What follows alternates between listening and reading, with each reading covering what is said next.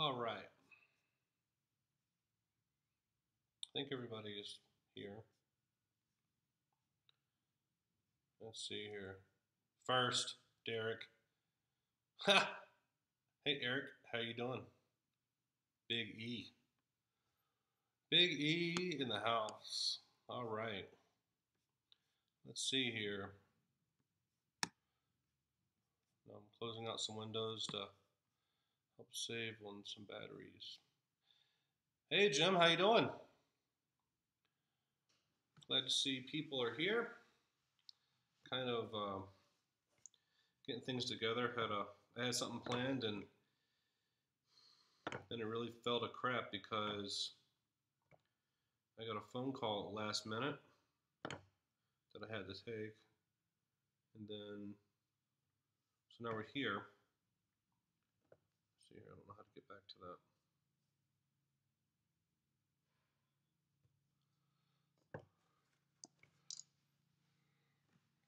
Can't stay long, Eric. Sorry. If you're here, then we could be cool and do stuff that's awesome. I can't see my comments as I'm doing this. If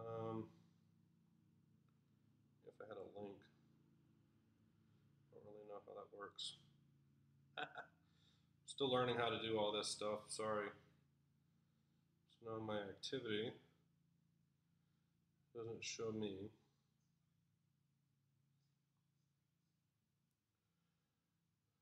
Just trying to find myself. My channel.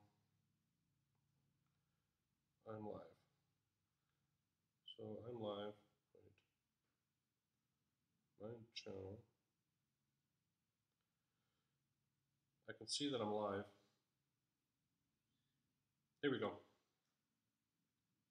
So now I'll be able to see my comments on here. Unless you're gonna take, Eric says, unless you're gonna take all your clothes off except the Felder hat. You don't want to see that, Eric. Why would you ask for that?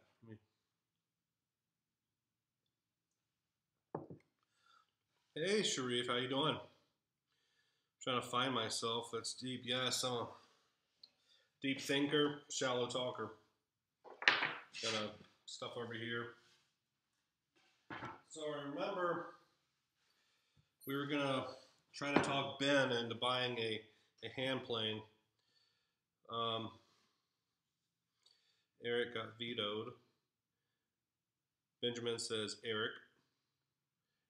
It's weird because when this plays back, you can't see the comments. So it's all right. We got 5 people. How you doing, Ben? I think the guys wanted me to show you a couple things because you need more stuff.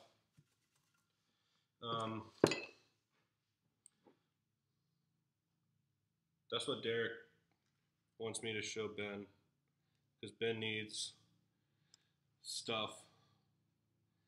See, Ben? Ben needs 62. 62. Okay. So what would Ben like to know about 62? That's kind of funny. Ben needs 62, yeah. Hey, Wave. Show him how it works. Well, it works like other hand planes in the hand plane world. Comparison for size, because I need a heavier plane so I could, Eric, Eric believes you need a heavy plane to be able to hand plane properly. I do not agree with that, and we argue about that all the time, probably for the last 3 or 4 years, and Eric still isn't right. Sorry, YouTube. Yep. So this is the smoother, the low angle smoother, and people complain about low angle planes because you can't adjust them as you're planing, but which is ridiculous because you just turn that knob and you're adjusting as you're planing. So I don't know what people complain about, because why would you need to adjust the jack plane as you're using it? Just doesn't make any sense to me. LOL, Eric. Yes, LOL. LOL to you, sir. And then, so this is the jointer plane, which is bigger than my screen. Oh, quite almost bigger. So that's the low angle jointer plane that Ben also needs if he wants to make things flat before owning a power joiner. So side by side kind of, I think we can see those. It would be better if I did it like this. So then, so these are all to the back. You can see how long this bastard is right here. I mean, that's like super long. The 62 can make it flat, Benjamin. Yes, for the most part. Which one do you need, Derek? Derek, which one do you need? Then what bevel angle do I grind to for long grain, Eric? Eric knows this, but he's just giving me a hard time. Sharp trumps angles. Sorry, they do. So now, I don't know if you really want to see me move the board. Yeah, I love talking to people. That's kind of the only reason I'm doing this. You know, I don't have much to say until you ask questions, and then I love responding to them, giving my take on them. Because if you just listen to people, you know, that don't know what they're doing or have never touched a hand plane, they've read a book about them or saw somebody else that doesn't know what they're doing, then you're going to have problems. So pretty much, you want me to go through these in order to talk about them, or just jump right to the one that Ben needs the most, which he needs them all. But sharp trumps everything, Sharif. I agree. Rather have a sharp plane than a dull plane. Anyway, let's talk about this guy. So this is the 62. I think everybody can hear me okay. No one's complaining. Although I will get a mic if I come up with some more things to do. So as you have an adjustment on the knob right here that unlocks your, Ben needs to make things flat and square. You know, Ben needs a workbench to make things flat and square. So you have this adjustment, this knob right here. You can loosen it up, tighten it up. And that allows you to manipulate this knob right here, this lever right here, back and forth. See, it moves actually the whole piece. Woo! Woo! So, awesome, Jim. Thanks. I'm glad you can hear me. And then a lot of people get in trouble because they don't understand why would I want to open it up that much on my hand plane. Well, why do I need that adjustment? Basically, to allow your plane iron to protrude more. So if I'm taking a heavier cut, I need clearance. You can see the blade coming out. See, it's filling that gap now. That's out quite a bit. I'm not going to measure that, but that's probably a 1/16 of an inch protrusion.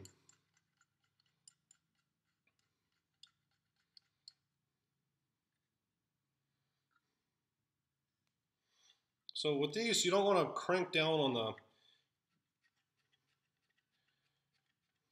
the mechanism too hard.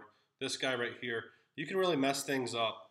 That's how people get out of square and they don't get consistent results, because you're forcing this metal, you're forcing the blade down with this piece right here.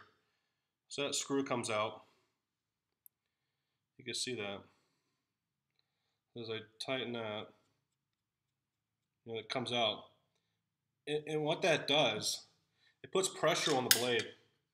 And it actually a little bit will flex the blade.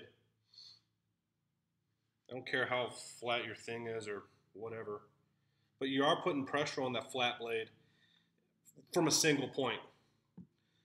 So that's where Derek was talking the other day that the Bridge City Toolworks plane is kind of hokey and wonky, but you notice when I close this is just the block plane from them, but you notice when I close that, I have this much registration against the blade. So as I close, I get that clamping motion for that compounding action on here. So it gives me a better surface. It probably doesn't matter. It just makes me feel better. So right here you have a single point acting on the blade. You can see where over time, I've had this plane for about 2 or 3 years, so over time the blade will actually get indented right there a little bit. But you have a good registration on the bottom. That's why it's a good idea for your piece right here to be flat. Yeah, Derek, they do a lot of cool things. It's really a neat mechanism. Like I said in the last live video, they're really a pain in the ass to adjust when you first get it, unless you're lucky and it just works right out the box. But because it's compounding, kind of a warning, you have a mechanism. This piece to set right here, there's a set screw on the top. You can kind of see that. So you loosen that and tighten it, and it only moves so much. And then you also have this compounding action. So it puts more force on there than you think it should or think it is. So when you can really hear that click, it's a good registration. Yeah, Ben, yes, 2 or 3 years old. I'd have to look it up to know for sure. But if you take care of your stuff, it lasts for a long time. That's why I don't mind spending the money on some nice tools, because I know they're going to last me quite a while. But back to after using it for a while, you get gunk and grime kind of floating around in there in the corners, and that affects your registration. So here's a Lie-Nielsen brush. Just get a paintbrush. You don't need to spend $30 on a brush. Then make sure your stuff is clean. Make sure there's no gizmos floating around on the back. And it locks in to this piece right here. That registers on this indentation right here. You hear that kind of. And to show you how little pressure you need,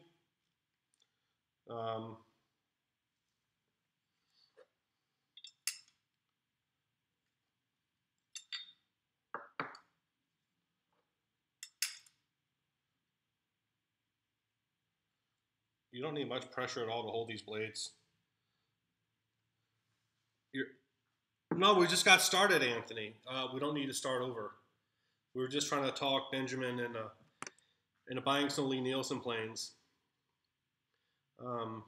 Derek keeps his planes in socks. Yes, I'm showing the planes that Ben needs.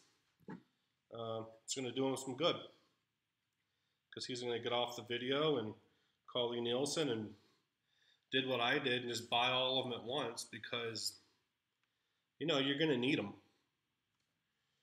If you get into if you get into hand tools, and like I have, I really started off working with hand tools because I thought they'd end up being cheaper than just getting a powered joiner like Eric recommended 4 years ago, and decided not to. Screw Eric and bought some hand planes. It's kind of what happened. So then, as I got more into it and started getting commissions, I decided that, hey, maybe I need to speed this up a little bit, and it would be nice to be able to get my stock flat and ready to go and ready to do what I consider some of the fun work, which is turning it into furniture. Um, so then I decided to get some machines, and I've used my planes less because of it, but I still enjoy using them. And they're certainly no replacement. Machine is no replacement for a hand tool. You're always going to get, a better cut because you don't have a rotating blade affecting your material. So let's do something cool. Let me go grab a piece of something.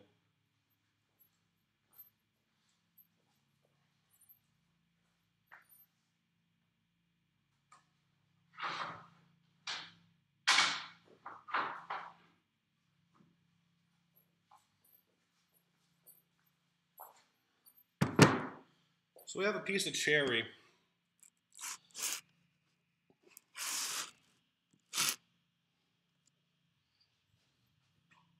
I think you can see that just fine.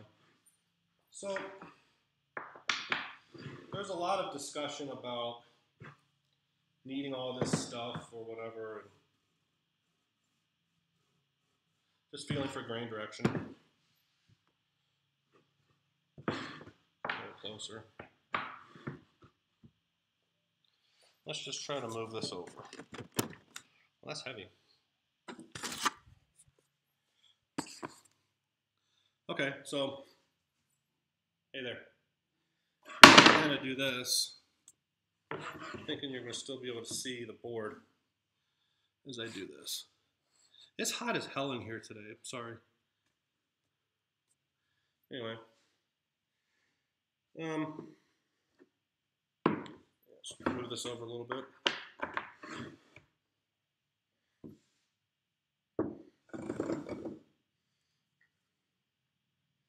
So I'm going to take a shaving or two for Ben so you can see the adjustability and how you hear it skip.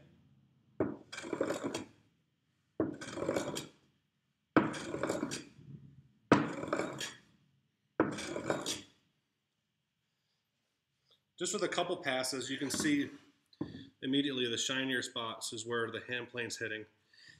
And it looks shiny because the metal of the plane is actually burnishing the material as you go over it.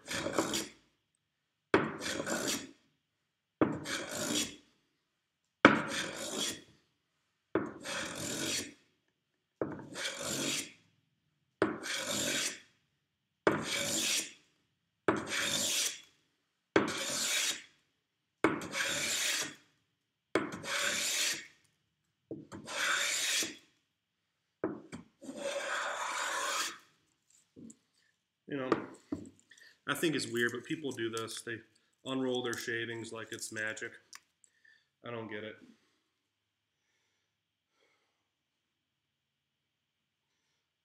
$92, Ben.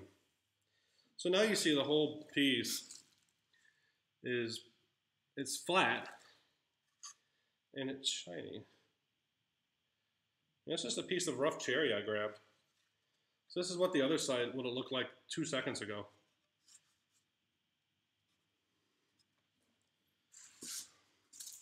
And that's just, I don't have a fancy bench set up yet. So,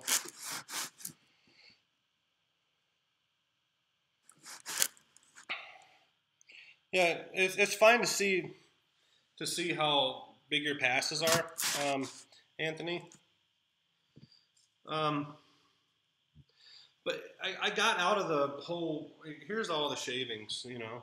They're there. They're pretty. They're tight. Tight little shaving curls. That's fine to like that stuff. But I got out of, loving the shavings or however you want to call it. Sharpening method. Okay. Jim says, what is your sharpening method? I have a Tormek that I use, seems to get things sharp and take to a strop from time to time. I'll show you my sharpening stuff.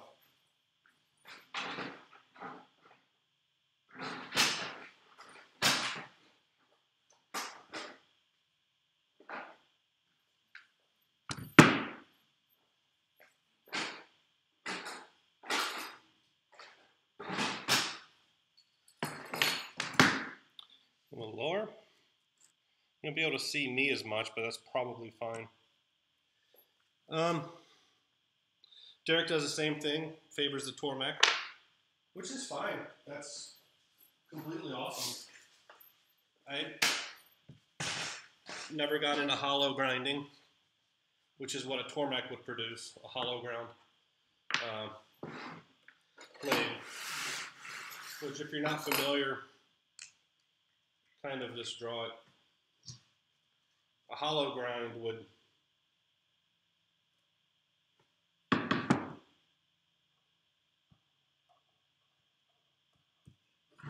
give you that kind of,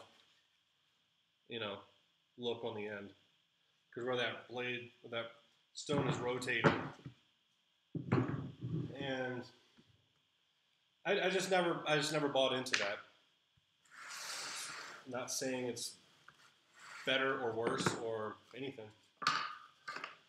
So these are the Oishi stones from Lie-Nielsen. So I have, let me turn on a fan. It's freaking sweltering in here.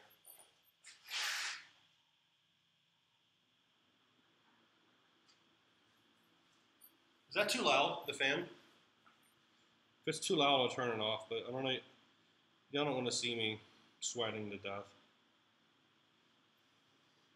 No immediate response, the fan will stay on. So these are the stones that I use, the Oishi, whatever that is in Japanese. I think it means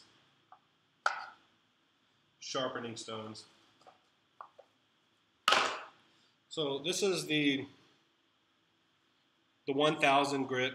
I bought it as a single stone because you go through this one. If you drop a chisel, you're going to go through this one more to get your edges ready. Awesome, you can't hear it. And then this is my 8000, 3000 stone.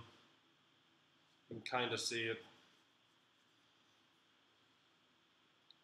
And those are the only 3 stones I have. I have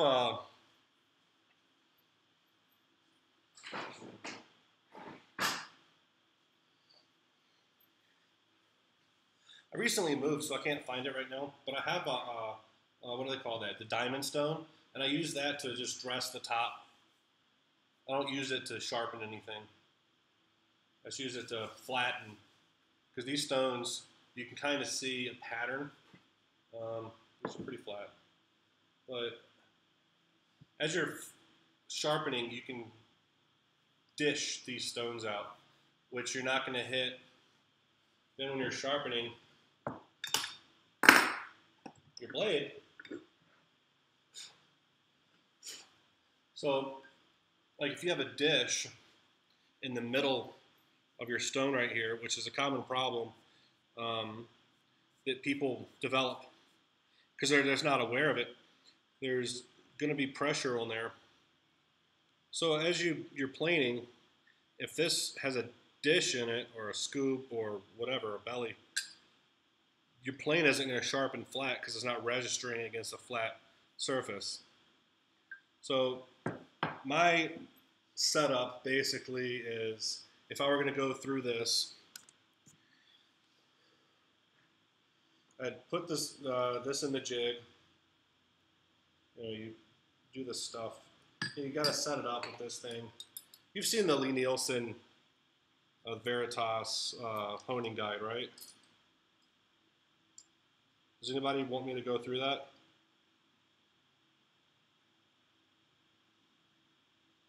I don't mind. But if you've seen it, it doesn't matter.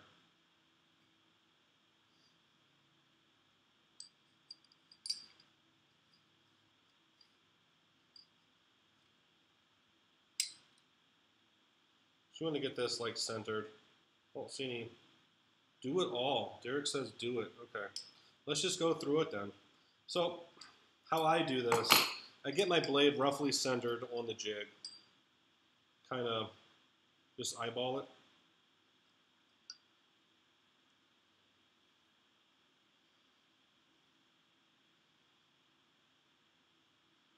See that? So I just roughly eyeballed this, and make sure you can see my secondary bevel right there. Okay. So I get it roughly centered on the jig.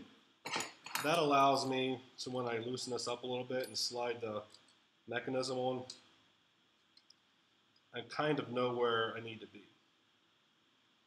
Because you want to be flat or straight, centered, registered correctly. Show it all, show it all. Show it all, I'm assuming you're talking about the planing, sharpening.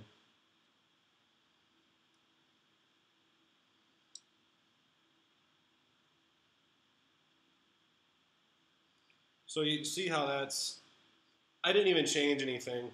So right now, this is at 30 degrees. I don't, like I said, I don't get too excited about angles. Like this wood needs 32 degrees. This one needs 34.5. Who gives a shit? Just sharpen your blade and it's gonna cut. I mean, don't sharpen it to like 20 and said, Mel said it would cut, because that's just stupid. So then,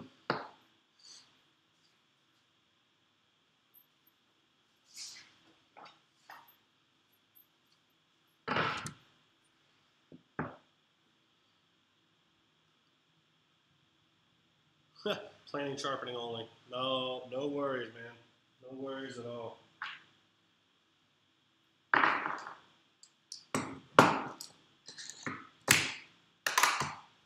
Just to keep this thing from wiggling. So just a little bit of water, the same thing I was drinking.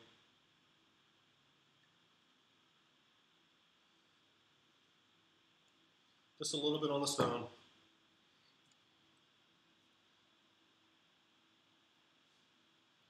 So a little bit on the stone. You can see that how the stone darkens because it's wet. And I didn't dress the stone first because I can't find my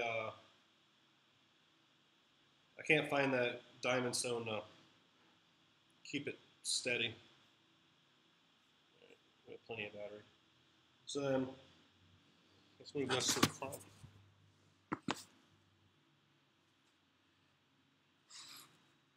Okay. So I'm going to try to do this so you can see what I'm doing, although this is anyway now. So it's kind of, what I do is I keep my fingers over here and wrap my thumbs around the back part right here, behind the blade, but resting on the black metal part. And David Charlesworth's video, he recommends only pulling back when you're applying pressure. That's so when you're new and you get overzealous, you're going to go, ugh, and just force this blade into the stone, and you're going to cut the stone instead of the stone cutting your blade, because you're not really putting a lot of pressure on this at all.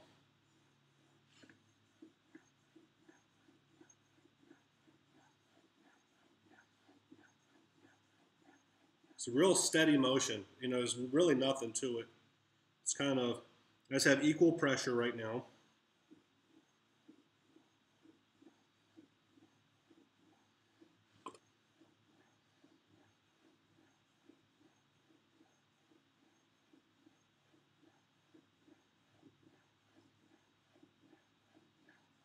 And now I want to feel the back of the blade, because you can see that swarf on the blade now, that dark area that's falling down right here, all the way across. So now you see I have a shiny area at the top. Let's wipe this clean with our our trusty blue paper towels. I want to feel the back of the blade as it's still in the holder to see if I've created a burr. And you don't need much of a burr.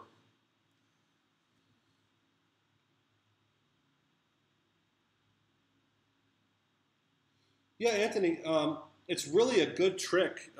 If you have the time and the patience to watch Charlesworth's video, it's like 4 hours long. And my God, is it boring. But it's really good information. I'm going to wipe down my stone. Normally, these are in like a container and just wash them off. But we don't have that kind of luxury right now. So then I go to the 3000. Same idea. Want to make sure my blade is clean from the 1000 grit contaminant, whatever word we'd like to use for that. And then a little bit of water. You don't need to soak the. This is why I like this brand of stone, because you don't need to soak them overnight or at all times like you do some of the other stones. So the same idea. I'm still at the same bevel angle.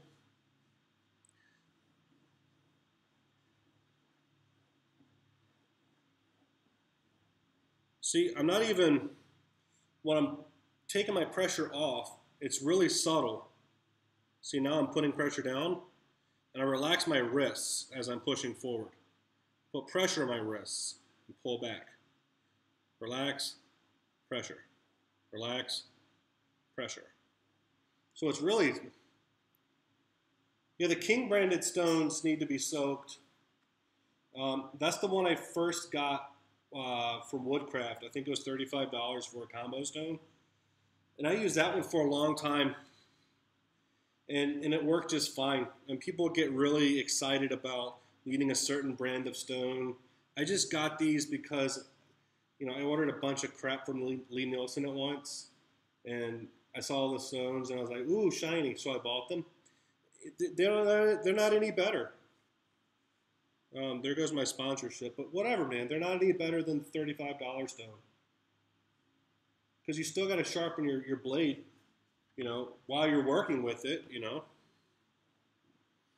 It's not going to stay sharper longer because you used a different brand of stone.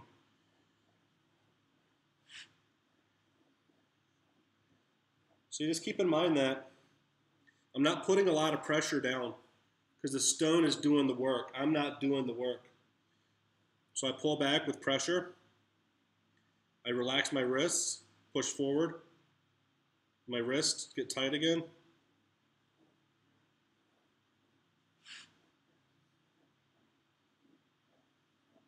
It's real subtle.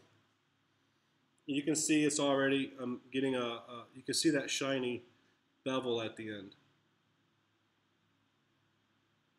There we go, yeah. So right now I want to,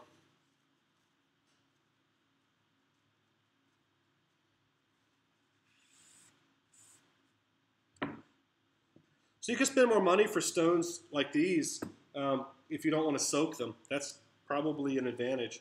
But they don't cut any better. And I think I spent $35 for that one combination stone. And it got me through a couple years of my life. And these stones are like 100, 120 a piece. And I don't, whatever, they all cut. So now I've moved to the 8,000.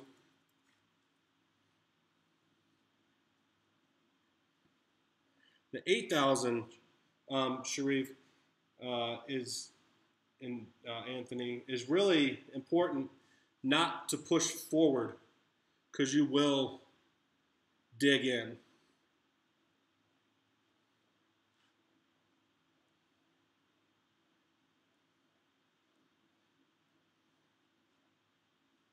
So that's enough. You don't need many pulls. So let's see if I have a burr. Yeah, I have a burr. Great. You know, nothing fancy, just a burr. And carefully pull this out. Okay, you don't want to ding that right after you've got done sharpening. So now to get rid of my burr, I don't do any rulers or anything. I just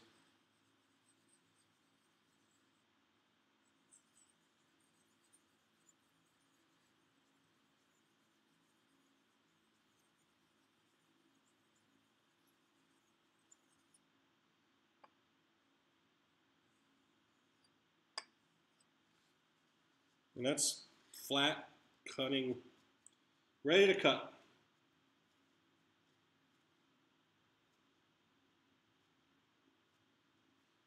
Yeah, you don't have to flatten the diamond plates.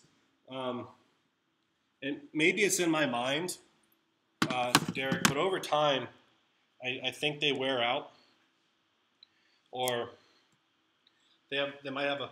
It's probably completely mental, and meaning only in my mind. But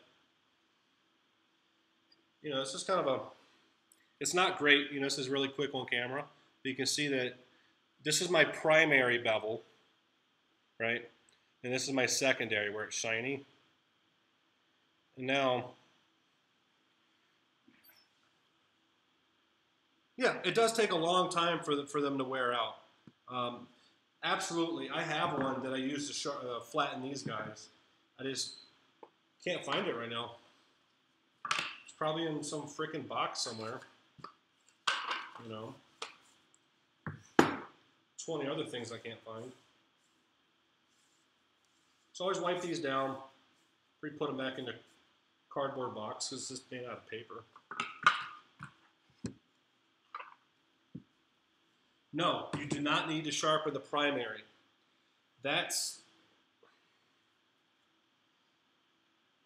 Yeah, I do agree with Eric. They lose their coarseness over time. The diamond stones. So, like with these stones, every time I take a pass, I'm removing material from the stone, and it's producing more material underneath it.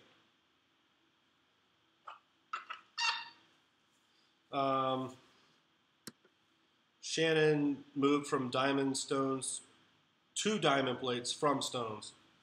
It's just preference. Tommy Mac uses diamond stones too, and I love Tommy Mac. That's what it comes down to. People get so upset and worked up and frustrated about what do I need to sharpen? How much money should I spend on my stones? This guy uses those, so that's what I need to buy. And it's complete horseshit. Just grab something like the $35 stone from Woodcraft and sharpen your blades, keep them sharp, and they're going to be fine. You don't need to spend all this money. Yeah, a lot of guys use them, and they really like them. Anthony, if I love him so much, why don't I marry him? I'm already married, so someone lost out. It's all about the ease and speed. I have no love for. Yeah, exactly, Jim. It's just preference. What I'm used to. I didn't even go over this guy. This is called a Nagura stone. So what it does is on these finer grits, technically, after I got the stone wet, I'm supposed to rub this guy over it. And it creates more tooth or bite for the stone. So it gets just an extra step you can take to alter your cutting edge of your stones. Yeah, I'm pretty close to Utah. It's right on the other side. Yeah, it makes a slurry. And what it does, see, that's a slurry, and a swarf is from metal. Slurry is from stone. It's kind of, you got to know all these words. Yeah, it's faster. But when I'm working on a bigger project, I keep my stones out, and normally they're in a little holder. They're not put away from moving. I just walk over there, and normally I just hand sharpen while I'm at a project. I don't set it up in the jig, and I'll just go and get back to work. 15 seconds maybe. Yeah, it's completely just a preference. I'm going to try to stop saying that. So anyway, so we have our plane now. How high do I go? I'm in Colorado. Oh, grit? I went up to an 8,000. So I went from 1 to 3 to 8. There's probably, you can do more. You can do less. So let's just get our piece of wood back out. See how we did. You know, it's just kind of where the rubber meets the road, as they say. Let's do the other side. So I'm just feeling the board. Yeah, exactly. I'm feeling with the grain. Yep. A little bit better this way. What's a nap? A nap chisel. No, Eric's thinking about taking a nap. So here we have our freshly sharpened blade, 20 degrees. See how we did.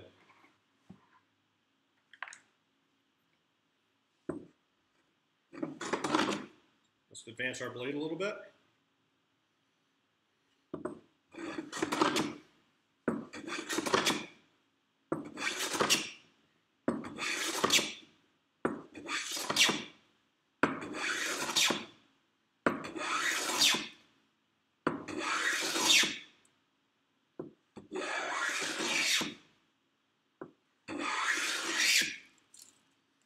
So now we have, you know, with a 20-degree bevel, just for conversation's sake, you know, we got this shaving. You know, it's not a super thin one. We can back the blade off to get those.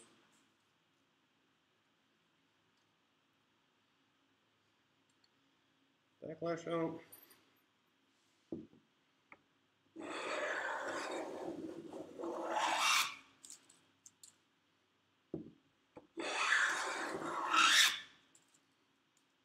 You know, it's just whatever, man. You know, it's just sharpening a blade and just flattening an edge. I prefer using a little stop block. This happens to be a Festool for MFT block, but I prefer using that for edge planing. If you find yourself planing, you know, a corner, like if you're planing your boards round, it's really, this will teach you to do it the right way. And it's kind of, I've never worked with a proper bench fully completed.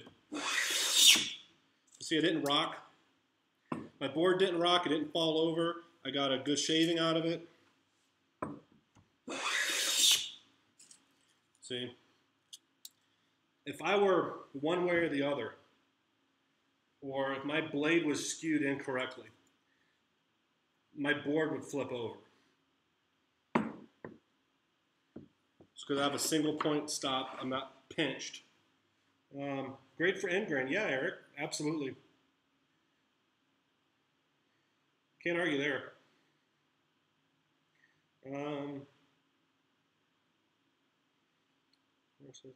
Yeah, it's a really good multi-purpose plane. You can see, I'm going to open this up a little bit. That's really I don't even know if this will cut. You know, that's a thick ass shaving. So if you're doing heavy stock removal, you can use this plane.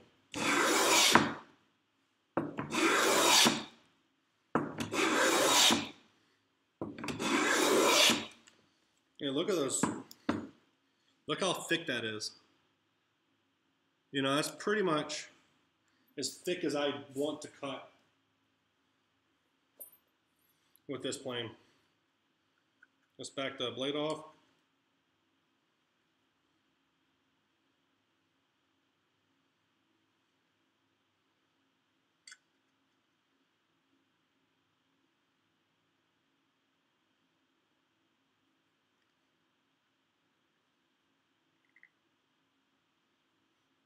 Yeah, it's a good plane. It's a good plane for shooting.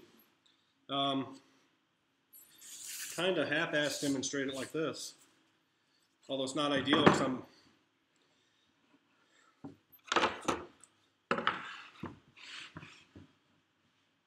You know, whatever. This is live TV. So when I'm using this plane for shooting, I hold my hand here. They make an attachment that you can screw to this, like clamps. It's called a hot dog. I think they're stupid because there's unnecessary. So, you know, you can put your hand right here, just wrap around. There you go. And, you know, it's really, because you have this big registration surface right here. And I'm not getting anything because it's starting on the edge. Because this freaking board's 1.5 feet long.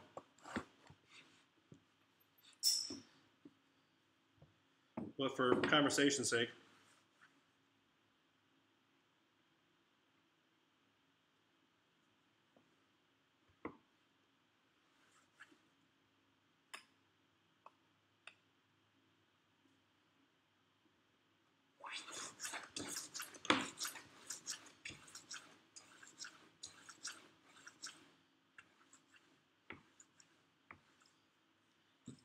you know, you get these little shavings. You know, that's when it's really tight. Get a shorter board, or I can just do the end grain.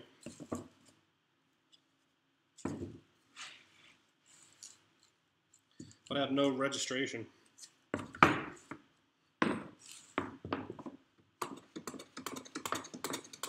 you can kind of hear that.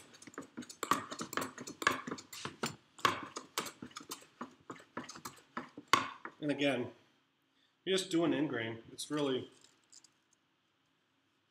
see where it's shiny right there? That's where I was getting it. But it's, you know, yeah, she wants a longer board.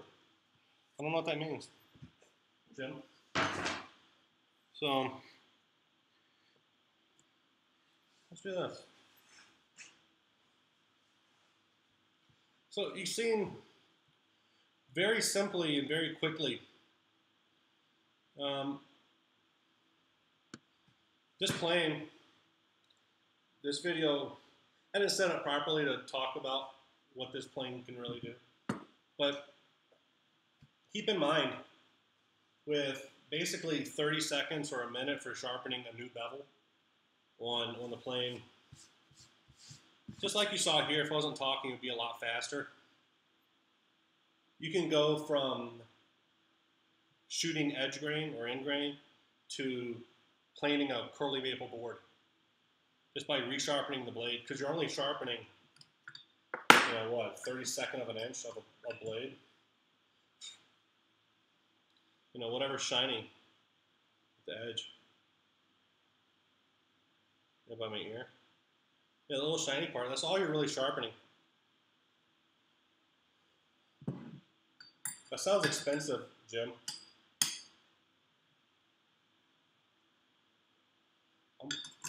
I will build a shooting board, probably a ramped one, because your angle of attack changes.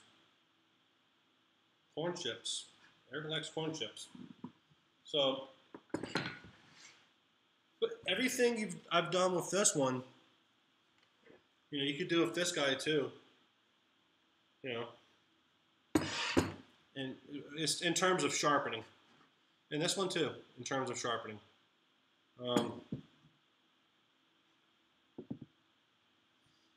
Yeah, it is expensive. Yeah, well, you know, you can have it forever then, right? It's rammed and has the donkey for the board. Yeah, I've seen those. I forgot what they were called, but they're really nice boards from what I've seen. I've never played with one. I'd like to. I think that would be pretty cool. But yeah, I don't know exactly when we started. Whatever. So it's been about an hour. Um, is there anything else you want me to go over, or talk about, show? No, Jim wasn't here last time, and I think Derek made it in right at the end. Yeah, Ben, they're not called llama ears because this table's MDF. Yes, and it's made in such a way where it's fairly rigid. Um, I wouldn't like it as a permanent hand tool workbench, but just for some crap that was thrown together and probably in about 2 hours, 2.5 hours. Yeah, MFTs are MDF. They're expensive MDF. You can hand plane on an MFT. I wouldn't want to four square a board. How did I do all the holes? Well, I all I did was all right. Well, thanks for stopping by, Jim. I appreciate it. Uh, we'll do this again, and if there's something anybody wants to see, just let me know, and we'll make sure we incorporate that for our next Mel Live! Exclamation point 17. So the layout was really simple. I just cut one edge with the track saw. I made sure that edge was 90 degrees, and I did so with measuring. Like 3, 4, 5. There's geometry school, and then so I made sure the table had one square corner, and then I laid out everything. You see some lines in the table. So, yeah, I didn't use a jig or anything. The polar bear hasn't been put together yet, Justin. Felder demo with the hat next week. I hope so, Eric. I've been waiting for this damn thing since January. Part of it's my fault because I was moving. I didn't want it to show up on the side of the road somewhere. But, yeah. Well, I think after I told them 2 months ago to bring it to me, they should have brought it to me. But I don't know. They have to make it. They have little Austrian elves putting shit together. I don't fucking know. But for the table, all I did was mark out my grid. I forget what I chose. 3 inches, 5 inches, whatever. And then marked out my grid. I checked it on diagonal. I have a really long. I checked it with my track that my diagonals were set up. So like 45 degrees. I was running over, all of my corners. And I just took a drill, with a 20 millimeter Forstner bit and just plowed away and just jammed all these suckers in here. Yeah, I want to see 16-inch make flat too, Eric. I'm so nervous about this thing. You have no idea.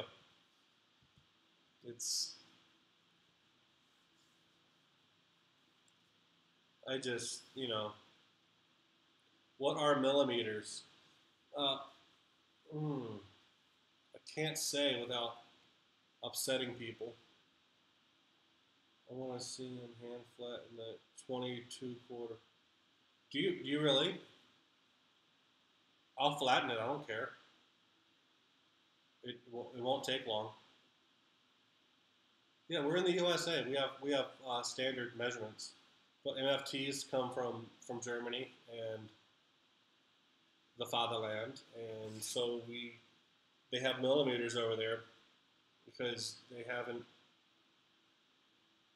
evolved to standard. Freedom units only, please, thanks. Yes, freedom units. I like that. So Derek was being a jackass, per Derek, so he doesn't want to see you flatten the board. We talked about that. You can run it in. Yeah. Let's just run it over the Felder. And it's supposed to be in at the dock on the 8th, week of the 8th, week of the 10th. You know, they tell me it's going to be here, and I'm still waiting. So at some point, I'll get it, and we'll really run some cool stuff over it. I have some really curly maple boards. We'll run over it. Curly walnut board I've been saving for a project. Some babinga, some walnut, some easier stuff, cherry. Just to see how quickly I can run it through, because it has 2 speeds for the planer, and it just like fucking zips right through there. There's no hesitation, and it takes like a 1/4 of an inch off, which is ridiculous. Why would you want to do that? You're gonna have movement issues, so I'll take less. Are we wrapping up, guys? Is there anything else you want me to go over? We can show. Well, I have a good idea for next week. All right, I guess we're wrapping up. It's been about an hour.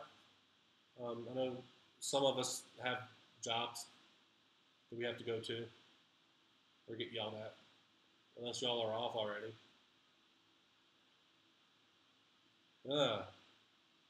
Yeah, I did that earlier, Derek. This was about an hour late. I really apologize for that.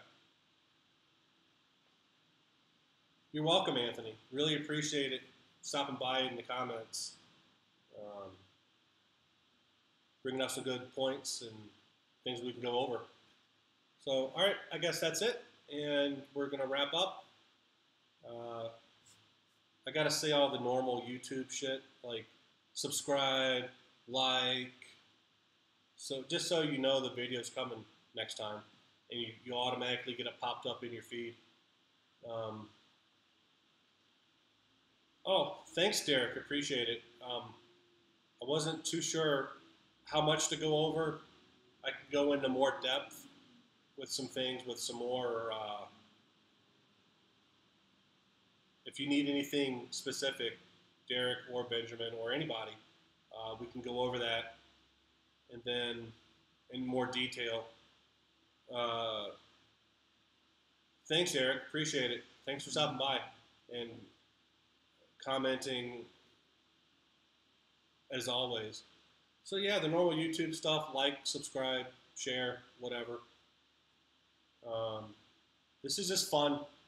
I don't expect to be a millionaire or anything from this. So just want to hang out with my friends and talk about hand planes. It's kind of cool. Anyway, if you want to see anything specific next time, leave a comment or shoot me a message, and we'll go over it. If you want to see something more detail, let me know. If not, let me know. And see you next week. Thanks.